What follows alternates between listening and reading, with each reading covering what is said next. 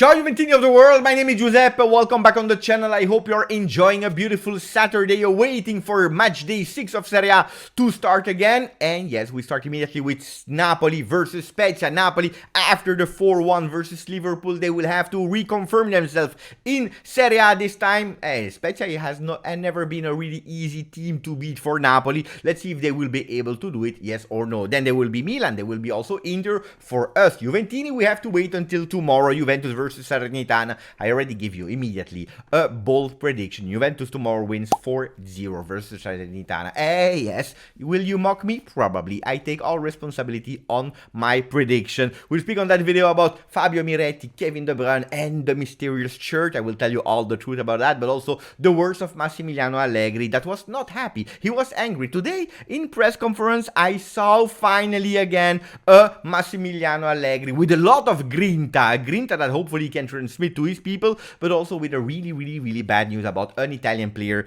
that is slightly injured. We start immediately. We start with the shirt of Fabio Miretti after the words of him in press conference saying that his favorite player was Nedved, and then he changed into Kevin De Bruyne because of the role and so on. Looks like the voice went until Manchester, where Kevin De Bruyne heard that he signed the shirt and he sent it to Italy for Fabio with a beautiful shirt with written "Good luck, Fabio." Is it true or not, that story? Well, it's partially true. Why? Because it's really a signature of De Bruyne. It's really for Fabio Miretti, for our Fabio Miretti, but it's not really because of the words of Fabio in press conference. It's actually a shirt that was given to Fabio in November 2021, when not only him but also Fernandinho sent him a shirt with written "Boa sorte, Fabio Miretti." So exactly the same message. How did this shirt arrive to Fabio Miretti? Thanks to the agent of Fernandinho, the same agent of Fabio Miretti. So probably they had some talks and he said, "I love these two players. Can you ask me a favor?"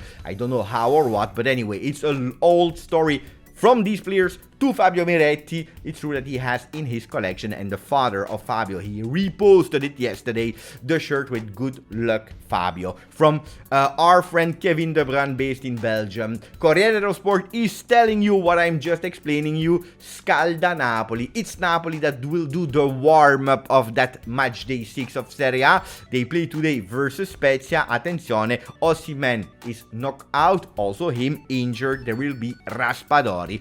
Spalletti and Milan will try to go on the lead of the Serie A. This is not possible for Inter because we know that they have 9 points and they can't go on top with Atalanta with 13.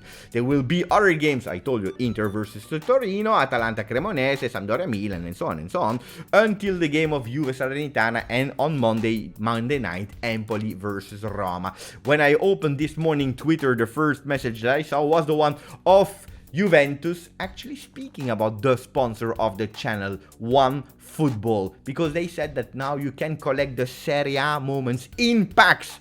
What did you think? That I didn't want to try to open some packs? That I told you guys, do it. I opened some packs. So let's show with a small video the experience of opening some packs. It's time. Let's see if we have some Juve digital video moments. We open the pack and we see together.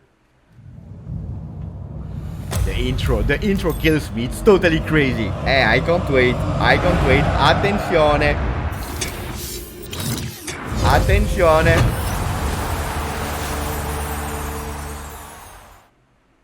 We have 3 moments. We start with the third one. I'm sure you're asking yourself, did Beppe open a Juventus moment? You know what? Let's go and see them together. So we go immediately. It's all yours, official Serie A partner. We go to my collectibles. I will show you. So my packs, I already opened 2 bronze and 1 silver. So we see Hellas Verona. We see the debut of Charles de Ketelaere. We see an epic, rare moment of Minala scoring with Salernitana, that 96 minutes goal of 2017. I remember, but look at that one. Yes, we have some Juve moments. Let's see it together, guys. Here, Mattia Perin versus Sassuolo, 3-0 for Juventus. It was tense, 20th minute, before that cooling break. Mamma mia, Perin saving it. This is my moment. We opened the Juve moment, and what a moment. Because after that one, we went on cooling break, and then that magic, that beautiful moment of Di Maria, ping pong smash. But here we had the Perin saving it. Guys, this is one of my digital moments. So we opened, yes, a beautiful moment of Juventus. A lot of other packs I have. Beautiful goals, Cremonese, saves of Di Silvestri, and so on and so on. One beautiful moment of Mattia Perin. So as you see, I already had a few moments. Really great video collectible from OneFootball. If you want to experience the same, here.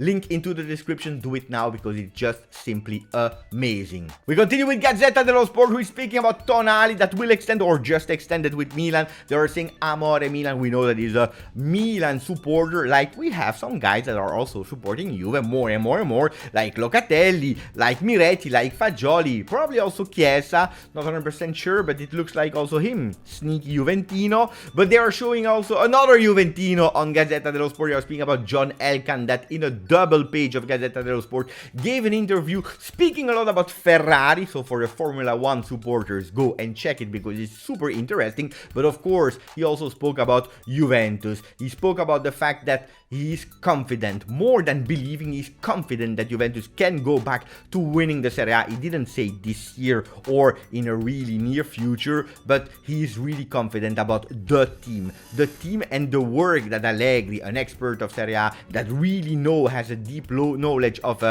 Juventus, is doing. So he's believing in it. He says we are going through a new cycle, like every cycle in the 100 years of history of Agnelli family at Juventus. There are cycles that are continuing with winning cycles, then it closes and you need a bit of time to build it again to have and open a new winning cycle. Beautiful words from John Elkann, showing again how close he is to Juventus and not only to Ferrari and all the other businesses. He said that he was quite happy after the first 20 scary moments versus Paris Saint-Germain, how the team reacted, and he said that we can also do something beautiful on Champions League, or at least these are the expectations. One thing where he's really sad about, and I believe it's actually what all Juventini are sharing at the moment, is the fact that at the moment, at today, we are not yet there in expressing the maximum of possibilities and that Juventus has in their legs.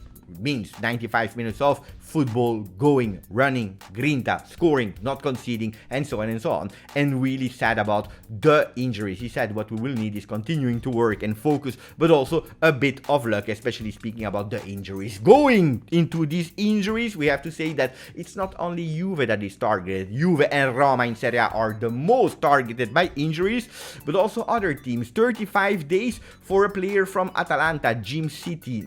Even more for Lukaku that started already a few games ago, but still 7 games to go for him. 150 for Florenzi from Milan, 40 for Osimhen, 90 days for Wijnaldum, 80 days for Ranocchia from Monza. All the players are suffering injuries, and it's a real big pity. Really strange thing in a year of a special year, a year of the World Cup. Tuttosport, and now we are going more and more in detail about Juventus on that beautiful Saturday. Still 0-0 between Napoli and Spezia at 15th minute of the first half. Paredes verticale. Yesterday there was the presentation of Paredes in press conference, and they were all speaking about not only how he arrived at the team and so on, in the club and so on, but also what kind of player he is. And he confirmed that he loves to intercept the ball, to also start building from the back, going, receiving that ball, and actually then playing vertical. He also said we have a great coach who is Massimiliano Allegri, and that's the first thing that he asked to me, is playing vertically. Strange, because some Juventini were telling me on the channel that he only wanted to play with back passes.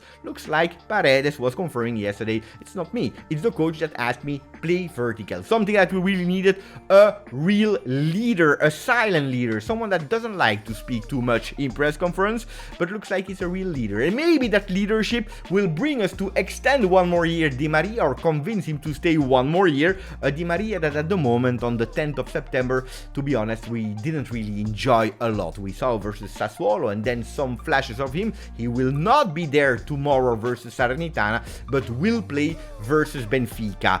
We go back on the words of Massimiliano Allegri. I told you with a lot of grinta, this season I didn't really liked all the press conference of Allegri because he looked a bit nervous. He was like looking for the words, a bit conflictuous, a bit frustrated about all the kind of thing. Today he said, what I liked about Paris Saint-Germain, what were the positive? Well, there were some things, but what I absolutely didn't like was after Paris Saint-Germain. all the beautiful words about Juventus, some people being happy and so on and so on. He said, no, no, no, no, no. We can't just be nice and cute to the rest of the world. This is not what we want to hear. We don't have to believe that we were nice and cute. If we are cute, that means that Juventus is not a winning Juventus. When Juventus is hated by everyone and surrounded by enemies, that's the moment that we are winning. So we have to go back to win. This is the first thing that Juventus has to put in their target. He was also speaking about what he was thinking about these first weeks of football, of starting football. He said, yes, okay, good, but what I really don't like is the fact that at certain moments, especially when we are taking the lead and winning 1-0, we stop. We don't play anymore. And this is not okay. We have to continue to play. We have to look and search for that second goal. Really strange again, the words of Allegri, because I was being told that he didn't want to play, that he wanted to park the bus after taking the lead. Looks like today he was speaking with some grinta. He wanted to go towards a winning Juventus. And he said, yes, I agree with the optimism and the words of John Elkann of this morning in La Gazzetta dello Sport. On the other hand, if we are taking back 3 players of the equivalent of Pogba, Di Maria and Federico Chiesa to the other teams, probably the other teams will suffer also. So we can't complain about these injuries, absolutely not. We have to do with the one we have, but it's true that having these 3 players out of the team is limiting the rotation. What about Dusan Vlahovic? We see in Tuttosport that they were saying l'inquieto del gol. He's a bit worried about the goals. It's a player that from the moment that he's not scoring, he's such a perfectionist, such living and so much living for that goal, that when he's not scoring, he's going in frustration mode. And he starts to be a bit frustrated. You really see it on the field, and then he's maybe missing the 1 or 2 attempts that he can have. Allegri spoke really well about him, saying he already scored 4 goals. It's a total different player as Milik. Milik is coming back to take that ball. Vlahovic is going in the deep. He's going there. He wants to have the ball. He's thinking forward, where Milik is a different player. Can they play together? Probably yes. But in today's football, the changes, the subs are vital, because we know that in the past we had 3, today we have 5. The people that are entering the game can be as crucial as it is. What about tomorrow? Can they play together? Probably not. Who will play? And that's a big question. Who will play today? Tomorrow? We don't know. They are speaking about Moise Kean that has been tested on the right. Today, Allegri said in press conference that he was better on the left. So we don't know. But the big bad news is that Locatelli has a muscle fatigue. So not only Pogba and all the other ones that we already spoke about, but also Locatelli. After when he entered versus Paris Saint-Germain, when we said, Locatelli is waking up, boom, injury. I don't know if it's an injury, it's a fatigue, muscle fatigue. So he will have to rest. We don't know when we will see him back. Will it be versus Benfica? Will it be versus Monza? Will it be after international break? We will have to be patient. So the potentially of seeing Weston McKennie that played 45 great minutes versus Paris Saint-Germain are increasing, with a midfield of Paredes that will certainly play, McKennie, and maybe from the start Fagioli on the left side of that midfield, with Kostic, Vlahovic and Moise Kean on the right. Another possibility is having Mathias Soulé starting in Serie A, with Kean on the left, and then in the middle Rabiot, Miretti and Paredes. These are the possible lineups of tomorrow. I'm really curious, really curious about how we'll play, because for the first time I have no idea. As we speak, 20th minute of Napoli versus Spezia, it's still 0-0. Let's see if we will have some surprise today in Napoli, Inter or Milan. Guys, I hope you enjoyed the video. Put a maximum of likes, subscribe to the video. Grazie, forza, Juve.